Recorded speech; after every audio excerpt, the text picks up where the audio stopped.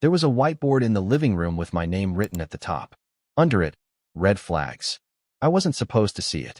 I was supposed to grab my phone charger and head out. Haley said she was having just a quick girls' wine night at our apartment. She practically pushed me out the door earlier, like she couldn't wait for me to leave. But I'd forgotten my charger, so I came back an hour later. Quietly. I had no idea I was walking into something that would blow up our whole engagement. I heard them before I saw them. Laughter. Loud. Tipsy. One of her friends. I recognized the voice. I think it was Sierra, said, "God, does he even know how lucky he is?"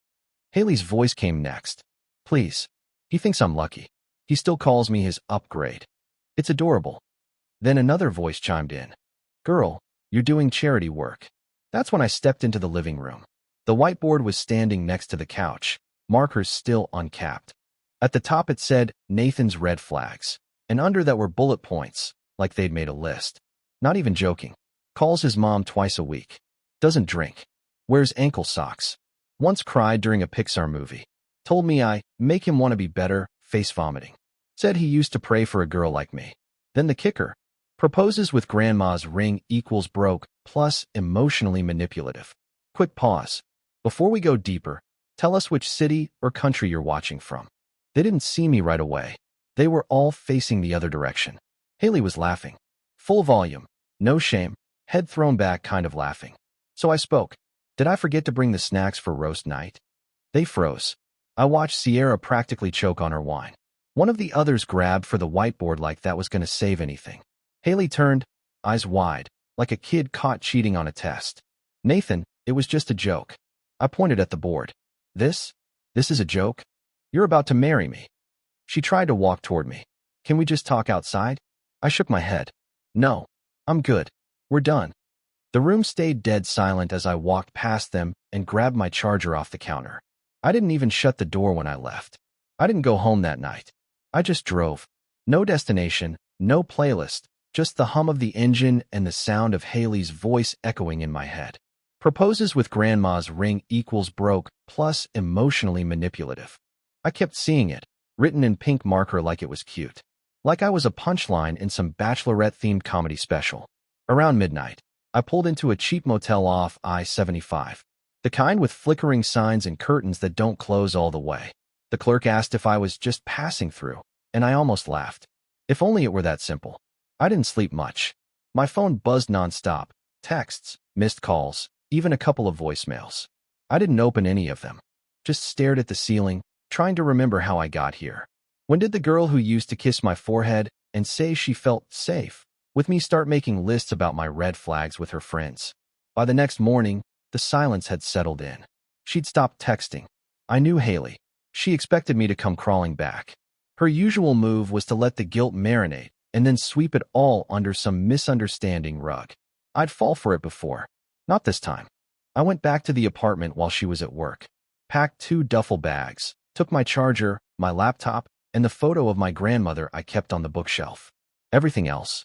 I left. The lease was in her name anyway. While folding one of my flannels, I found the wedding invite mock-up we'd printed a few weeks ago. Cream cardstock. Gold lettering. Our names in big cursive font. Haley Renner and Nathan Carter, October 12th. I stared at it for a second. Then I wrote canceled across it in Sharpie and left it on the coffee table next to the remote.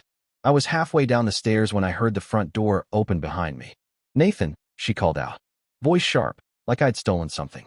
"Are you serious with this right now?" I didn't stop. I just kept moving. She followed. "You're blowing this out of proportion," she said, louder now, right behind me. It was a joke. They were drunk. I didn't mean any of it. I turned around on the landing, face level with hers.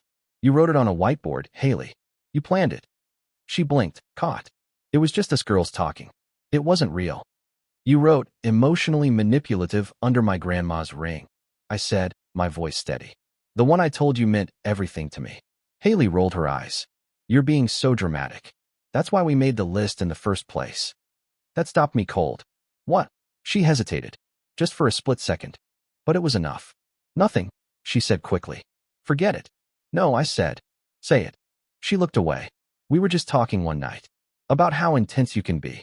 And someone said, like, maybe it was a little manipulative sometimes. and it kind of became a running joke. That's all. So there it was. They'd been mocking me for months. Behind my back. In group chats, probably. Over drinks. Maybe even while I was in the next room. Every kind gesture, every vulnerable thing I'd ever shared, turned into material for her next punchline. I nodded slowly. No yelling. No scene. I hope the next guy gives you less to fix, I said. Then I walked out the front door and didn't look back. That was the last time we spoke face to face. The worst part? I didn't even see it coming. Looking back, the signs were everywhere. I just refused to connect the dots because I wanted to believe she was still the woman I fell for 2 years ago.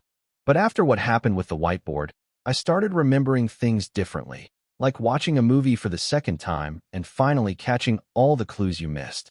There was this night, about 6 months before the engagement, when we went out with her college friends, people I barely knew. Haley got a little tipsy, and out of nowhere, she told this story about how I cried when I met her parents because I was nervous I wouldn't measure up. That wasn't even how it went down. I teared up because her dad gave me this whole speech about how love is earned, not given, and it hit me hard. But Haley turned it into some rom-com humiliation gag, and everyone laughed. I laughed too, like a clown. She squeezed my hand under the table like it was all harmless. It didn't feel harmless anymore. And then there was her phone. She always kept it face down when we were together. If a text popped up and I glanced at it, even accidentally, she'd snatch it like I was invading national security. I never thought she was cheating, but I do think those group chats were full of things she never wanted me to see. The day after I left the apartment, one of her friends DM'd me on Instagram. Not one of the girls who was there that night. A different one, Becca, who lived out of state and wasn't part of Haley's usual crew. Her message was short. I heard what happened. Just so you know, not all of us thought it was funny. Some of us actually liked you. I stared at it for a long time. Then I asked her, straight up, how long has this been going on? She replied, they've been talking crap behind your back for a while. Mostly Sierra and Jen. Haley just laughed along. I asked if Haley ever stood up for me. Becca just liked the message. That was when it finally sunk in. The woman I thought had my back, the woman I trusted enough to propose to, had been slowly turning me into a private joke among her friends. She let them disrespect me. Worse, she joined in. And I hadn't even noticed. I guess I was too busy trying to be the perfect fiancé, planning the honeymoon, budgeting every cent, trying to blend our lives like some kind of spreadsheet husband in training. Meanwhile, she was out here building a narrative, one where I was the soft one, the overattached one, the emotional guy she could mold into something shinier. Except I wasn't broken, and I wasn't going to beg her to love me right. 2 days after I ended the engagement, her mom called me. Not a text, not an email, a full-on voice call like it was 2006. I almost didn't pick up, but curiosity got the better of me. When I answered, she didn't even say hello, just jumped straight into it. What happened between you two? Haley's a wreck. I didn't know what version of the story Haley had given her, so I asked, did she tell you about the whiteboard? There was silence, like she was trying to decide whether to lie or admit she already knew. She mentioned a misunderstanding, her mom finally said. I let out a bitter laugh. A misunderstanding? They made a game out of listing my flaws. She stood in front of a group of her friends and tore me down like it was open mic night. Her mom sighed, not annoyed, more like embarrassed. Nathan, I don't know what's going on with her lately. She's not the same girl she was last year. I almost told her that last year was probably when the mocking started, but I let it go. I wasn't calling to vent. I was just stunned that even her mother sounded disappointed. And then came the part one didn't expect. I probably shouldn't say this, she said, voice dropping. But if you ever want to talk to someone who actually respected you, you might want to call Harper.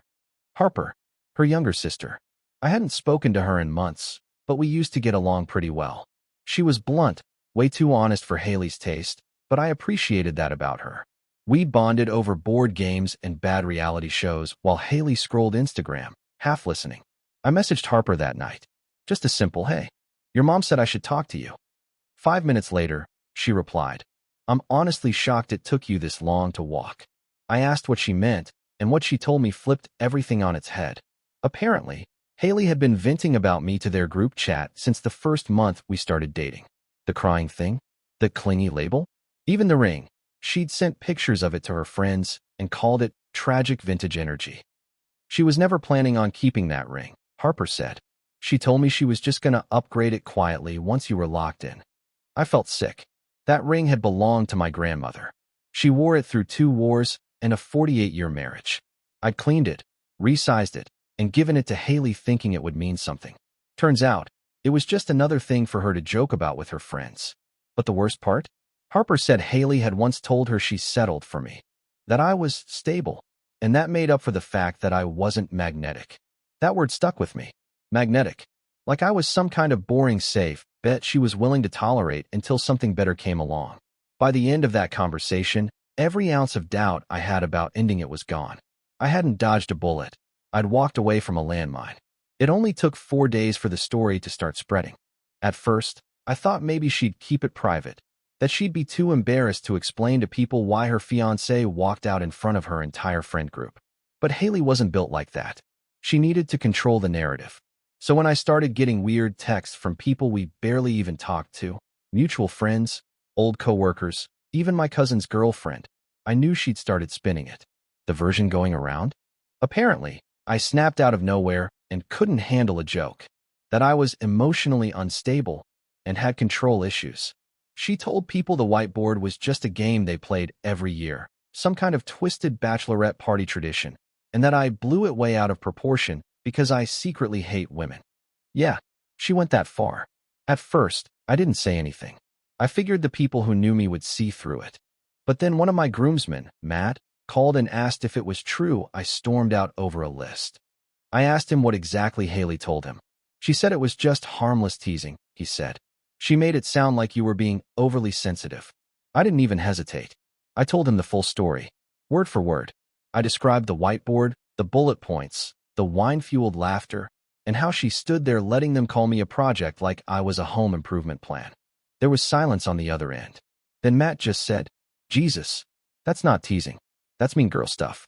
He wasn't the only one who flipped after hearing the truth. Her little smear campaign started to crack.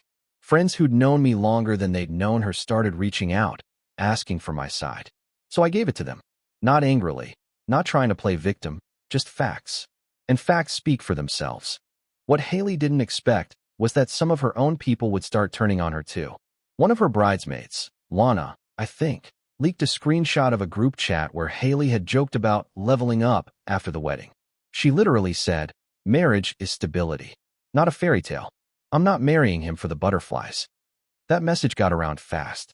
And once people started whispering, it was like the whole thing began unraveling. I started getting apologies, even from people I didn't expect. One girl from that wine night messaged me. "I didn't realize how bad it looked until I saw your face. I'm sorry." But none of it really mattered anymore. I wasn't trying to win anyone over. I wasn't looking for sympathy. I just wanted the truth out there. What pissed Haley off most was that I stayed calm through all of it. I didn't drag her name. I didn't post some long Facebook rant. I didn't call her a narcissist or a monster, even though I easily could have. I let her ruin her own reputation by being exactly who she was. By the end of the second week, she'd gone full damage control mode, switched her socials to private, posted some vague quote about protecting your peace, and quietly deleted every photo of us together. Too late. The damage was done. I wasn't looking for it. I wasn't even thinking about her anymore, not really. A couple of weeks had passed, and the whole thing was starting to feel like a bad fever dream. But then I got a call from our old landlord, asking if I could come by to pick up a few things Haley had left behind with my name on them. I almost didn't go. I figured it was nothing. Maybe some junk mail, maybe a pair of socks. But curiosity got the better of me. When I got there, he handed me a cardboard box sealed with clear packing tape. "She said you'd want this stuff," he said, clearly not wanting to get involved. I took the box home and didn't open it right away. I left it on the kitchen table for hours while I cooked dinner, watched TV, scrolled on my phone. But it just sat there, like it was daring me to look inside. Around midnight, I gave in. I sliced the tape open with a steak knife and started digging. The first few things were harmless. A couple of my old t-shirts, a framed photo of us at the lake, a birthday card I'd written her last year. But under all of that, shoved between a stack of envelopes, was a small, spiral notebook. I almost didn't notice it. When I opened it, my stomach dropped. It was a list. Another list. Only this one wasn't a joke. It was private. Personal. A journal, maybe, but not the kind people write for themselves. More like a running log of how she really felt about me. It started with small things. He talks too much when he's nervous. Embarrassing. Try to make me lunch before work. I wasn't hungry but pretended. Don't know how much longer I can keep faking enthusiasm. Told me I looked beautiful when I was sick. Is that supposed to be sweet? Felt manipulative. I flipped page after page. Paragraphs. Bullet points. Little bits of resentment, building over time, none of which she ever brought up. I wasn't perfect, not even close, but the way she wrote about me, it was like I disgusted her. Like my love was some cringe-worthy obligation she had to endure. But then I hit the worst part. A short entry, dated just 2 weeks before I proposed. He said he feels safe with me. God, why do men think dumping their emotions on you is romantic? I said it back just to shut him up. Can't wait until this phase passes. I closed the notebook. That wasn't just mockery. That was contempt. Quiet, rotting contempt that had probably been growing under the surface for months, maybe longer. And the craziest part? I never saw it. She smiled in my face, kissed me goodnight, held my hand in public, all while writing about how much she hated being around me.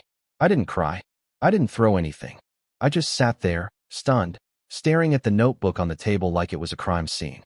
This wasn't about a whiteboard anymore. This wasn't about some party gone wrong or drunk girls laughing too loud. That night had just exposed the rot that was already there. She didn't love me. She just liked the idea of being loved. A week after I found the notebook, she messaged me. I'd blocked her on everything that mattered. Phone, socials, even email, but she found a way through. A new number. No name, no photo. Just a simple text. Can we talk? Just once. At first, I ignored it. I stared at the screen, waiting to feel something. Anger, maybe. Curiosity. But I didn't. I felt numb. She'd already said everything she needed to say without ever saying it to my face. I had her words in ink. Pages of them. Then a second text came through, 10 minutes later. Please. I just want to explain. That night wasn't what you think. That made me laugh out loud.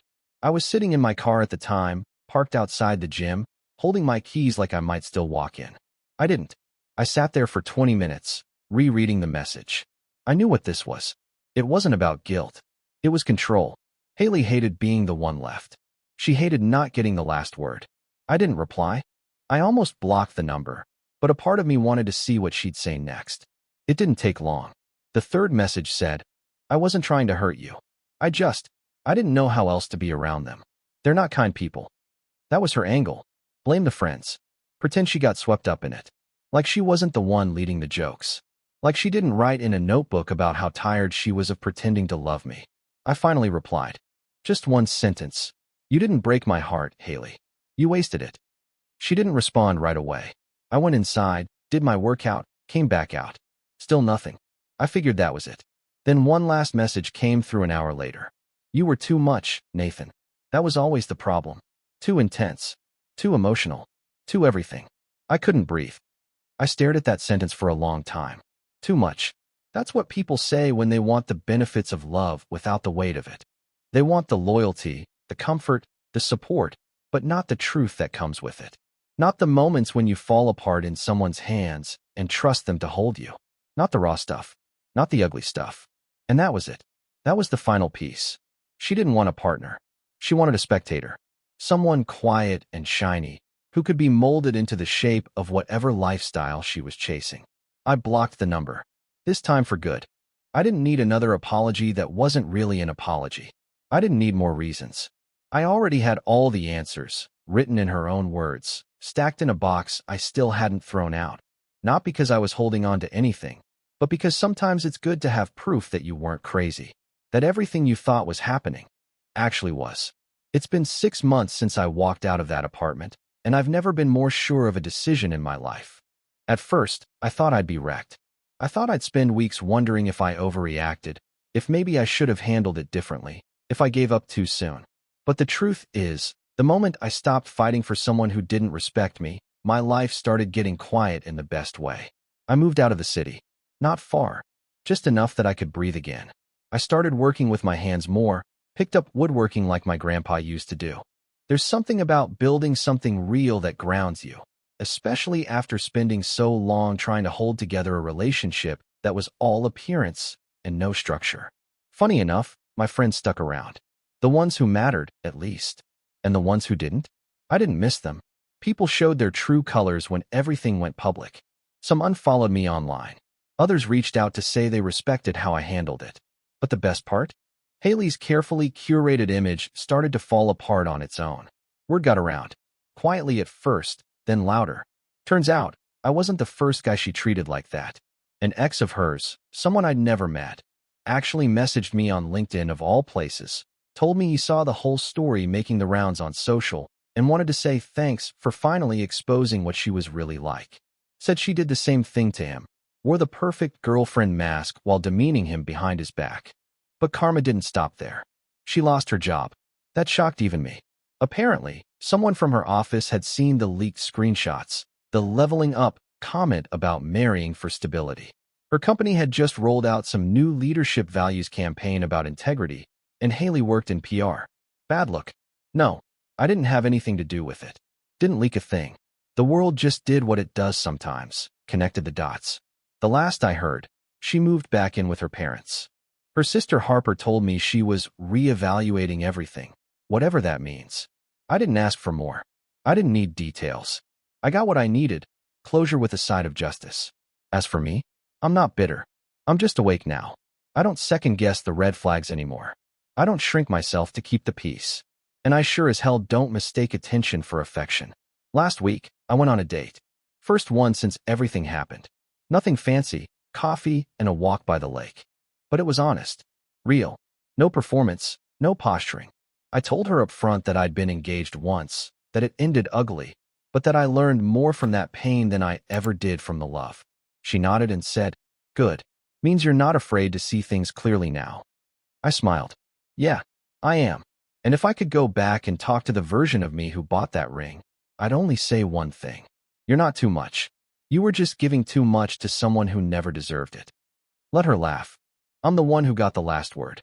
What would you have done in his shoes? Walk out? Or forgive her? Drop your answer in the comments. And if you like the story, don't forget to hit like and subscribe for more.